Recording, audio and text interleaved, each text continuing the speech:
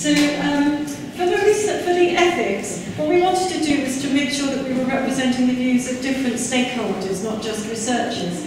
And so in the Bologna meeting, there was quite a good variation of attendees. And we had a session there where, I don't know if you remember, but we got you all to write things on sticky notes and stick them on bits of paper. And we took them away and methodically went through every single one and categorised them and ordered them. And that was a really, really, really rich source of feedback from multiple countries about variation in local legislation, variation in approaches. We then held a meeting in Madrid where David had invited along an even more varied range of stakeholders, including journalists, people working with children's charities, teachers, some researchers. We had members of the DigiLitEY community coming from about 6 or 7 countries. I can't remember in opinion. But it was a very, very varied group over 2 days, and each day had a different focus. The first was for researchers primarily, the second was for other practitioners working with children with disadvantage as well. A gentleman from an organisation that worked with children who were overcoming profound problems in their lives as well and who found themselves alone. So it was really, really varied, and we did a whole load of activities over the 2 days. Really starting from, it was really constructive, original thinking that went on, and yet again we came away with an awful lot of words on bits of paper, which we categorised and incorporated with the Bologna feedback. And then I've done a fairly thorough review of literature in order to write a chapter for the handbook. And you know, some of the key issues that come out of it are perhaps not surprising, but academics certainly feel the influences of sort of universal ethics codes that come, that, you know, they're having to work to all the time, which can be helpful but can be constraining. So instead of just sort of following set principles, which some people have asked for internet research, we sort of, the movement definitely seems to be towards approaching ethics as situated, dialogic and relational, and that's something I'm just going to talk about a little bit in a minute. And the key issue is to ensure voluntary, informed consent from all of the stakeholders, including children. And those two words, voluntary and informed, are really problematic for any participant. In fact, they're problematic for researchers because nobody really knows what the outcomes are going to be for people. And then the usual things, confidentiality, anonymity, and privacy in digital research, and obviously privacy and confidentiality and anonymity are major issues, particularly in online research. And then avoiding harm and promoting benefit, familiar, but it takes on a new kind of angle when you're thinking about online research.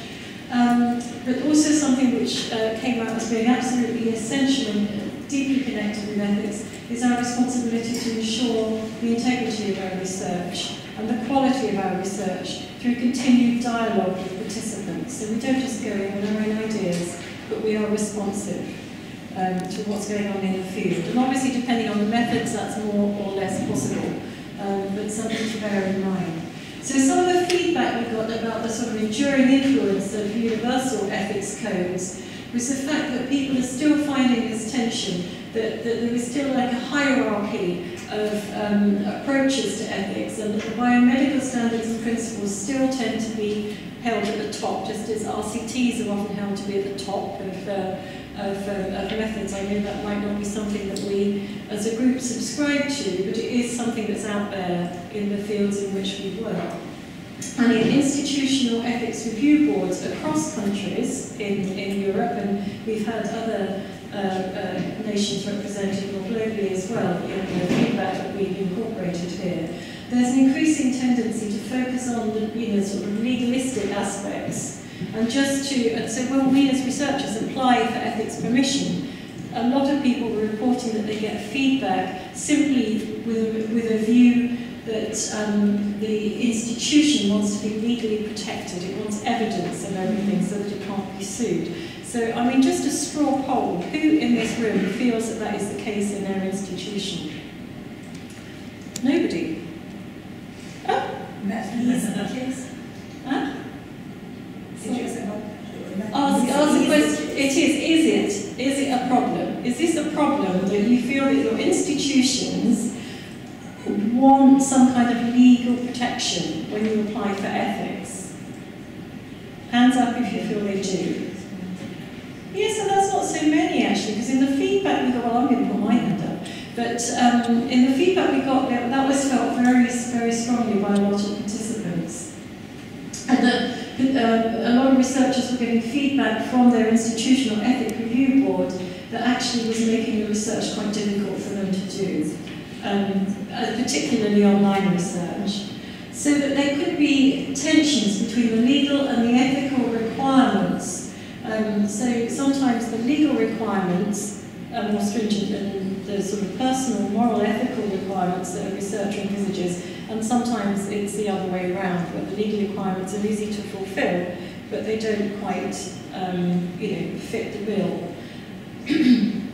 So, internet research ethics, when you read around them, they also follow the same kind of universal ethics principles that actually date back to the Hippocratic Oath. They're pretty much the same values. So when you think about ethical values across time, we're talking from some of the earliest records being in the 5th century BC that are having a profound influence on how we research the internet. And I think that's something that needs sort of problematizing as well. So there is a wide variation in approaches towards internet research ethics across nations and across policies. So how research influences policy.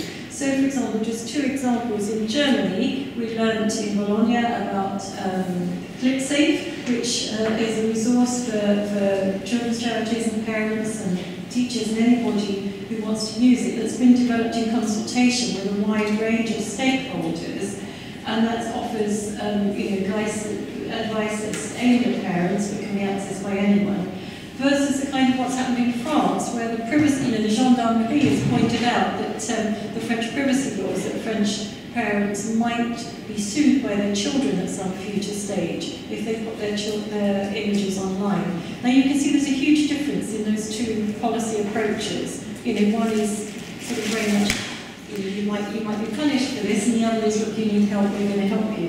And there are huge discrepancies across Europe, around the world, in the kind of advice that parents and teachers have at their disposal, and that's something that in this cost action I think we might be able to help to address. So also, as we all know, there's sort of what former directives on digital and online research are becoming enshrined in law, as in GDPR, which has got profound implications for all of us as educators about protecting personal data. And in this case, it's come with really, really heavy fines, institutional fines that are possible. And this is a kind of a new approach to enforcing certain types of behaviour. And I think we need to think about the advantages and the disadvantages of that as well. So critiques of these universal ethics principles, which is what we've been talking about so far, is that they're culturally bound and they're often insensitive to the values, dignity and diversity of sort of non-Western or sort of non-Northern minority groups and indigenous peoples. So, for example, the concept of autonomy might not be applicable in a Confucian society, where the sense of self is one as part of a community. And so, to impose these Westernized values in a global manner is not necessarily the correct thing to do. It can cause offence and problems in some research sites. So that they're inadequate in scope, they're open to misinterpretation. And also, there is the risk that if you've just adhering to some sort of universal generalist code of practice, then, and you get permission to do that, then it kind of absolves the individual researcher of the ethical responsibilities that we might think are those that we should aspire to. And as we all know, lots of social researchers have struggled to apply the kind of fixed ethical principles that were formed in biomedical spheres to the social, to apply those to the social sciences, particularly to the digital environment, where we might need some new approaches.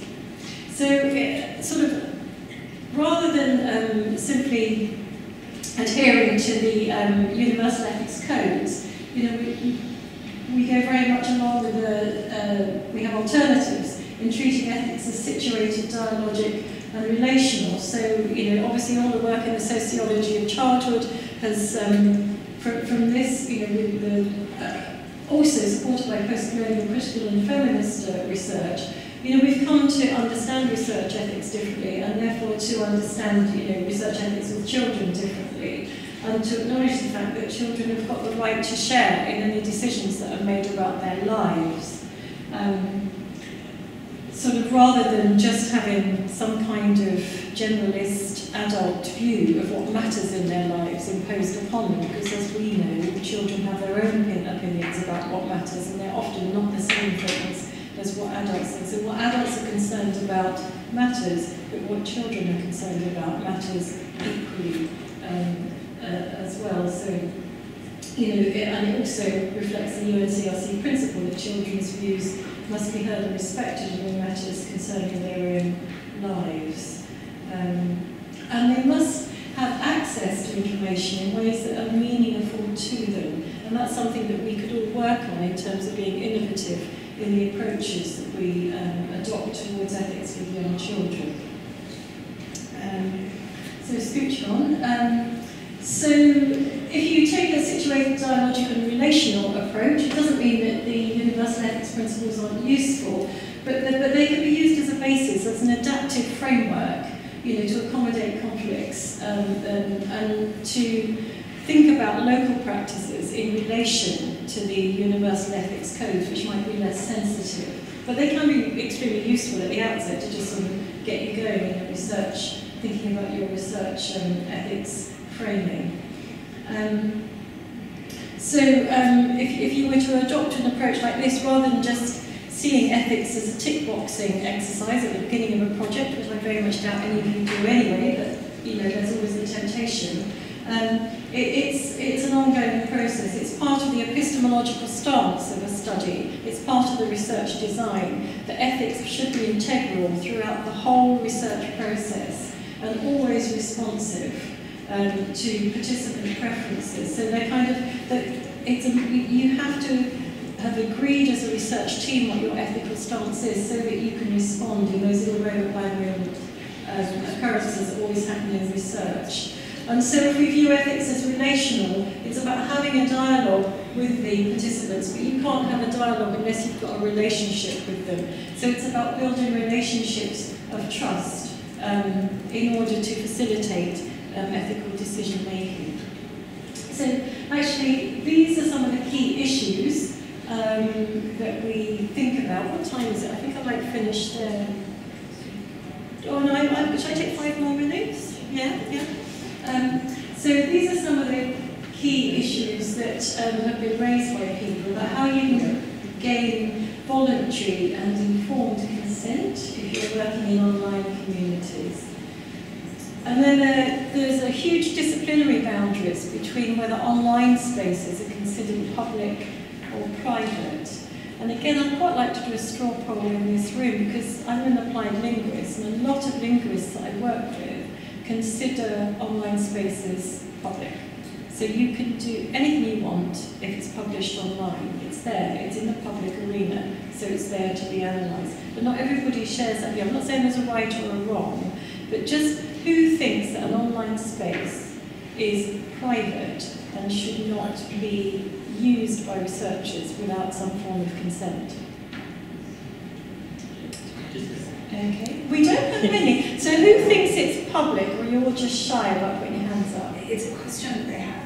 Yeah. Because everything there, sorry. Yeah. So it's just that I feel like there are some spaces that are more public than others. Okay. So it's not a black and white area, is it? No, exactly. It's not black and white. But who decides what's more public than other spaces? It's a really dodgy kind of business, isn't it?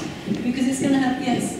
So at our university, we're actually debating that right now through our IRB. In the past, you could join an online space. So let's just say that there was an online group for Internet of Toys.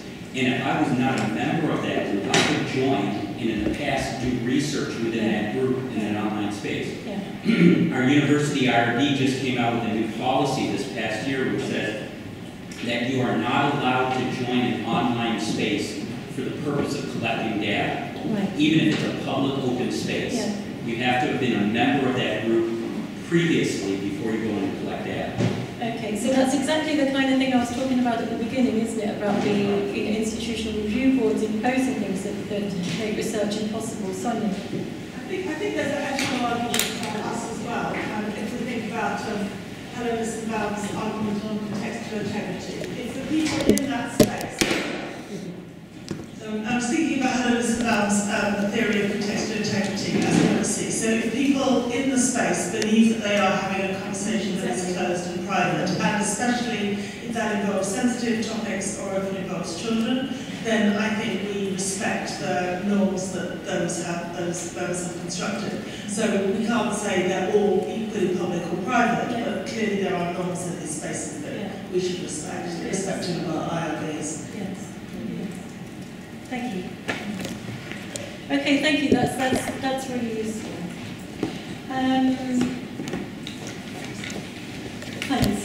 So another query is, say if you're doing an online survey, well, any survey really, but online is kind of makes it worse. How do you know what the identity of the person is if they respond to it? So if it's an open survey that you run on Mumsnet or something like that, you actually, how can you know that who's responding to your survey? So all of these things are problematic. I don't have solutions, but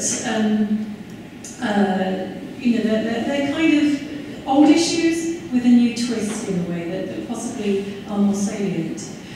And then if we're looking at digital media, if we're looking at online practices, where we've got written, we've got visual, we've got oral, we've got movement, we've got very rich practices happening. How can we meaningfully and ethically represent that with regard to research integrity, that last point? So this brings transcription and data representation really to the fore again. I mean, these are issues that we've been wrestling with for a long time. But the complexity of online spaces, the dynamism of the kinds of interaction, is huge. Sumin Shal and I have just been wrestling with some very tiny little extracts of complex data. We have multiple users in multiple sites using multiple languages and multiple symbol systems, trying to get it into a transcript. It soon becomes completely and utterly illegible and incomprehensible to the reader. So these are really quite complex issues to try and solve. Just to go through the first of those questions, some of the ideas that came up, how can children's voluntary informed consent be gained? This is just one example of the kinds of issues. So your review boards tend to prefer some kind of paper-based consent from an adult, so that to avoid litigation. But that kind of framing doesn't really promote innovation, and it doesn't promote seeking children's consent either. So in that framing, in that sort of universal guidance framing, children's competence and their capacity to understand is often questioned. But I think, as all the speakers have made clear this morning, children's competence and capacity is far greater than has traditionally been given credence. And if you only seek parental proxy consent and not the children's, it no longer, I don't see how it's legal because it's breaking children's rights. Yeah? Because, UNCRC is quite clear about that.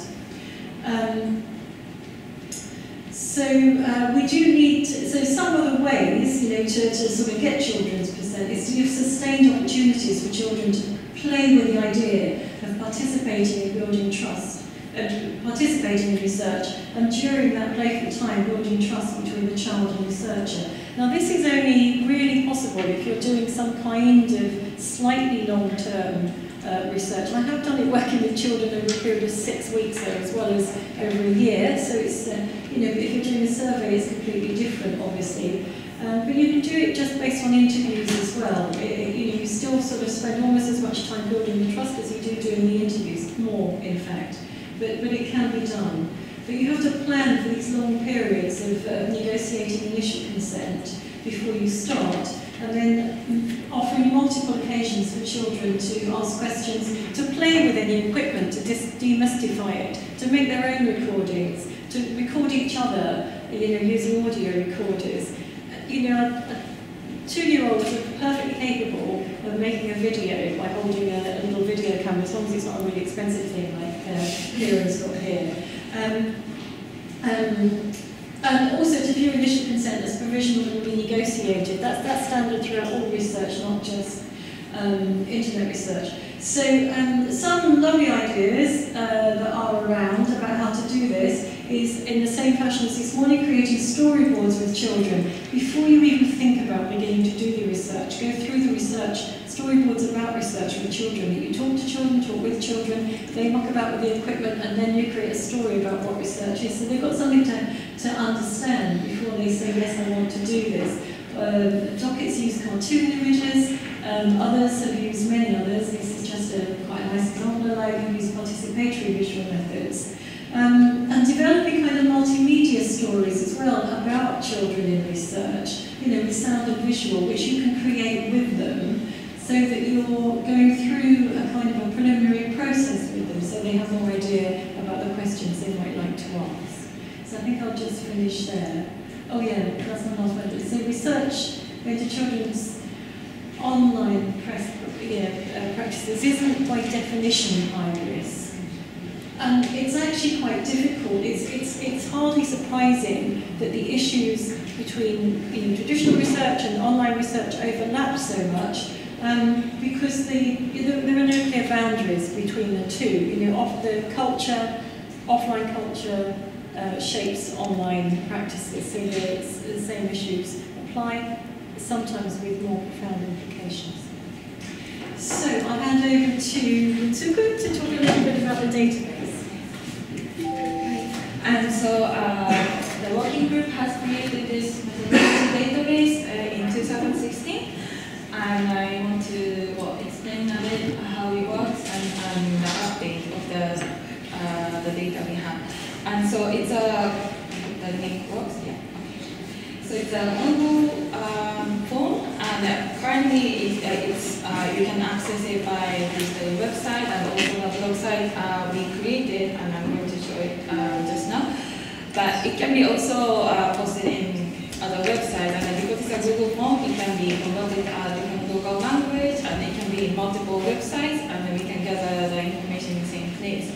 And so just to show how it looks like, because it's we want to create a database of methodology, so you ask about research design, setting, age, and sample size, and the methods used, and the country, and language, and type of publications.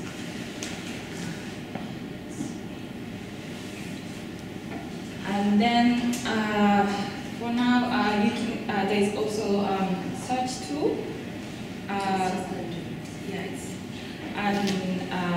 It can be also, it's on the DigiLitEY website, and also, but it's a WordPress plugin. So again, it can be placed in other websites. So if anybody is interested in having that plugin, please let us know, and then we can help creating it. I'm having problems on the internet online. Okay, I should just move on to the next thing. Yeah, that's fine. Hopefully this one works. If anybody wants to know how to use the database and access it, it's not like it's a really useful resource, but it's just like a big Excel, sheet. So we can just show you how useful it can be to you for your own literature researchers if you approach us afterwards. So it seems like it's not working so well. Yeah, it's linked up to my phone, but then yeah, it's okay. Playing up. So, is it doing that and let's see it? That's the good job. Yeah.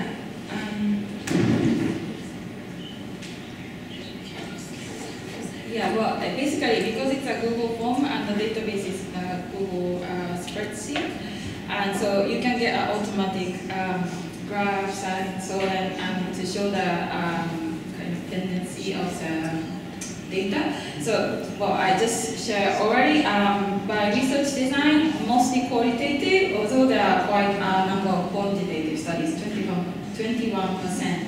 And the research settings, majority is in school. Majority is in school, primary or preschool, and followed by home or family setting. And well, we didn't include university. Ah, that's right. Yes. Okay. Yeah. And so this is the setting. So basically, the most studies are in preschool, primary also, and another one is the family setting. And the age of participants, the peak is at 5 years old, and there are many adults too, because there are some studies that only involve parents or teachers who work with early childhood settings. But you can also see that under 3 years old, from 3 there are quite a lot of studies, but under 3 becomes very few.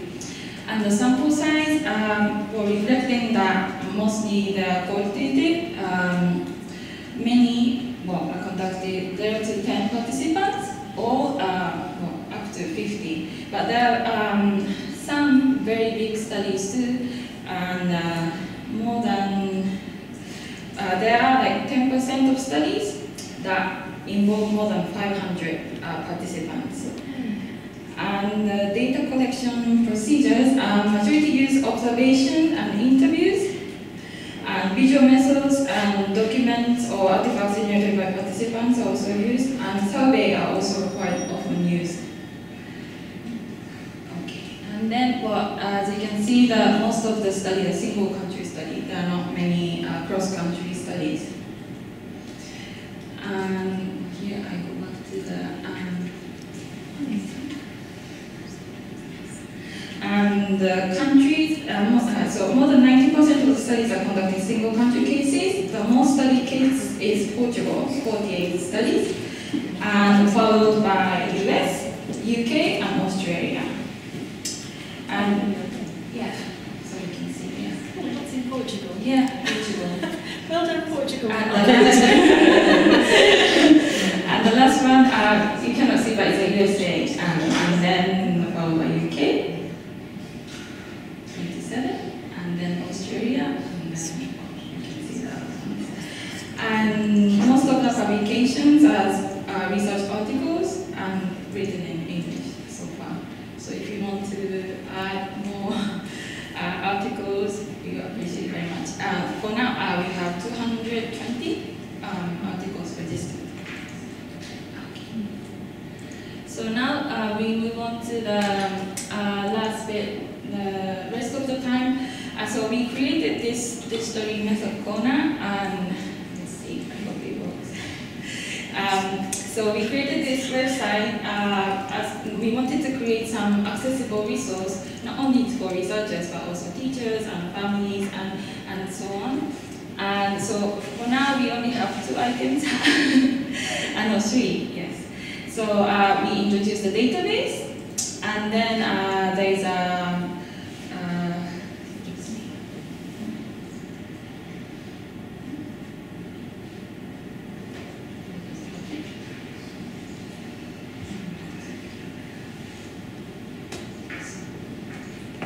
well, there are 2 items. One is video, and another one is a text related methodology issues. And then we, during this Riga meeting, Jackie already created 1 video, and Kate Cohen, she created another one, and tomorrow Julia is going to create another one, and then Sonia Livingstone are going to create another one. And we also we have confirmed Rosie is going to do one, and well, we have a couple more coming in. But we want to we just created this website, so we want to put more entries, and we want to expand this website.